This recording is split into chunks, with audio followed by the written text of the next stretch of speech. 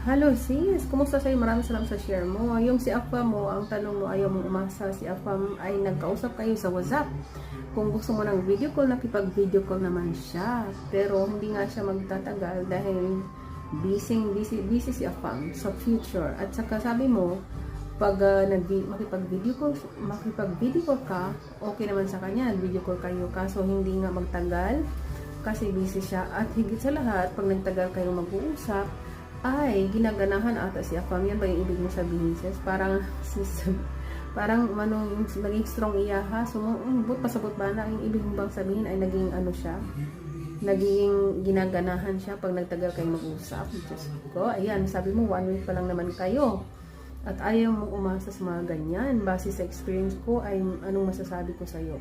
So, ang masasabi ko sa iyo, prangkahin mo yan si Afam mo, sis. Kasi pag ang Afam ay interesado sa iyo, walang bisi-bisihan yan. At lagi talagang may time yan. Kung sa bagay, bago pa lang naman kayo, kinikilala nyo pa yung isa't isa. So, ang gawin mo is prangkahin mo si Afam na ano ba talaga ang plano mo. Kasi ako, naghahanap talaga ako ng mapapangasawa. Wala akong panahong maglaro. Ganon. At gusto ko sa isang lalaki ay seryoso. At handa akong pakasalan at makasama habang buhay at magiging kontento sa akin at wala ng iba. Ganon.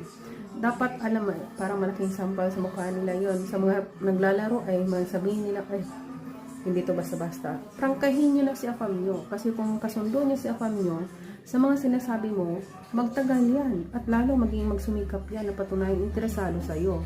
Pero kung nasabi mo na yan at nagbago ang kulay ni Afam, ay malamang naglalaro lang yan. Kaya ang masasabi ko sa'yo, huwag ka masyadong maniwala dyan. Prangkahin mo yan, tingnan mo kung anong sagot niya.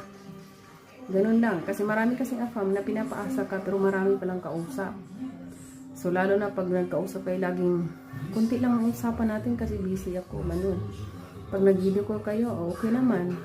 Katulad ng mister ko, talagang siya yung nakipag-video ko. Kahit sobrang busy yan, kahit nasa trabaho pa yan, talagang tinatawagan ako, nag-message yan sa lahat ng kung saan niya ako pwedeng kontakin, ganun. Nakikita mo talagang interesado si Afam. Pero sa'yo, since 1 week pa lang naman, kilalanin mo yan at talagang dapat mong sabihin kung anong hinanap mo sa isang lalaki para malaman mo kaagad kung anong sagot niya at kung nasa kanya ba ang hinahanap mo. Ibigay nyo lang yung tamang panahon o oras ninyo. Pagmamahal niyo sa taong karapat-dapat. Ang daming Afam. Huwag kayong magsayang ng oras at panahon sa isang Afam na malabo. Ayan, maraming salamat sa pag-share mo, sis. Follow mo.